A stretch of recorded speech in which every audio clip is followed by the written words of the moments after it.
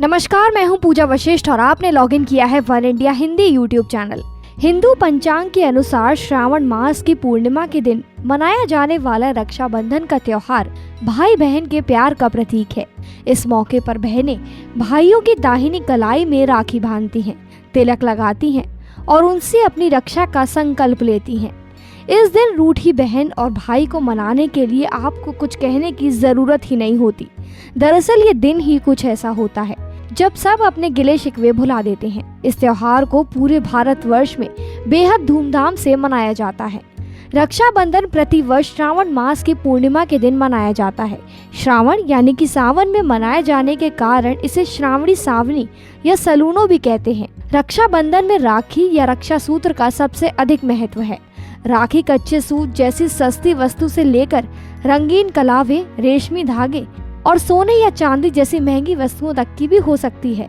राखी सामान्यतः बहनें भाई को बांधती हैं, परंतु ब्राह्मणों, गुरुओं और परिवार में छोटी लड़कियों द्वारा सम्मानित संबंधियों जैसे पुत्री द्वारा पिता को भी बांधी जाती है।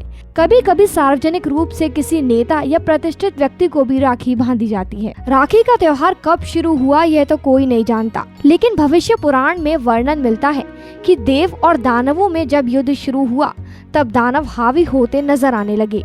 भगवान इंद्र घबराकर बृहस्पति के पास गए।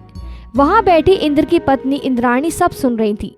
उन्होंने रेशम का धागा मंत्रों की शक्ति से पवित्र करके अपने पति के हाथ पर बांध दिया। संयोग से वे श्रावण पूर्णिमा का दिन था। लोगों का विश्वास है कि इंद्र इस लड़ाई में इसी धागे की मंत्र शक्ति से ही विजयी हुए थे। उसी दिन से श्रावण पूर्णिमा के दिन यह धागा बांधने की प्रथा चली आ रही है। यह धागा धन, शक्ति, हर्ष और विजय दोनों में पूरी तरह से समर्थ माना जाता है। राखी से जुड़ा एक ऐतिहासिक प्रसंग भी है।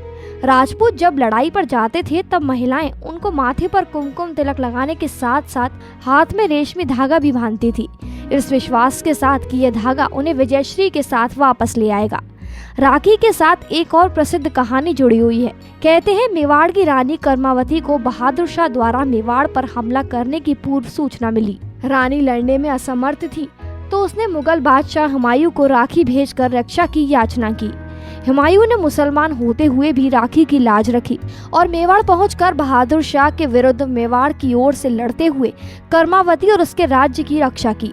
एक अन्य प्रसंगानुसार सिकंदर की पत्नी ने अपने पति के हिंदू शत्रु पुत्रवास को राखी बांधकर अपना मुंह बोला भाई बनाया और युद्ध के समय सिकंदर को न मारने का वचन लिया। पुत्रवास ने युद्ध के दौरान हाथ में बंधी राखी और अपनी बहन को दिए हुए वचन का सम्मान करते हुए सिकंदर को जीवन दान दिया।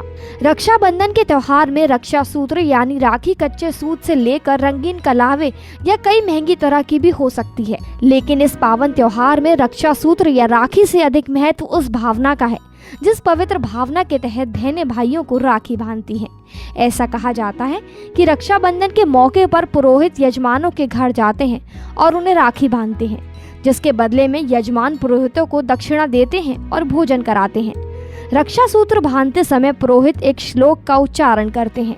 कहा जाता है कि इस श्लोक का संबंध राजा बलि की वचनबद्धता से जुड़ा है। रक्षाबंधन पर एक संस्कृत में एक मंत्र भी पढ़ा जाता है जिसका अर्थ होता है, जिस रक्षा सूत्र से महान शक्तिशाली दानवेंद्र राजा बलि को बांधा गया था उसी रक्षाबंधन से मैं तुम्हें बांधता हूँ जो तुम्हारी रक्षा करेगा।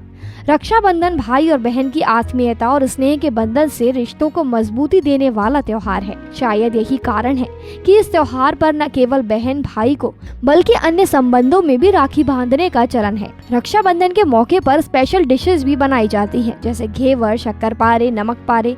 घेवर सावन की स्पेशल मिठाई है। ये केवल हलवाइयों द्वारा ही बनाया जाता है। कुछ लोग इस त्योहार के मौके पर शक्करपारे और नमक पारे अपने घर पर भी बनाते हैं। इस बार रक्षाबंधन के दिन चंद्र ग्रहण भी पड़ रहा है। ऐसे समय में अपने भाई को राखी बांधना ना भूलें। सुबह 11:07 से दोपहर 1:50 तक रक्षाबंधन के लिए शुभ समय है। इस वीडियो में फिलहाल इतना ही। देश, दुनिया और राजनीति से जुड़ी अन्य खबरों के लिए लॉगिन कीजिए one India Hindi YouTube channel.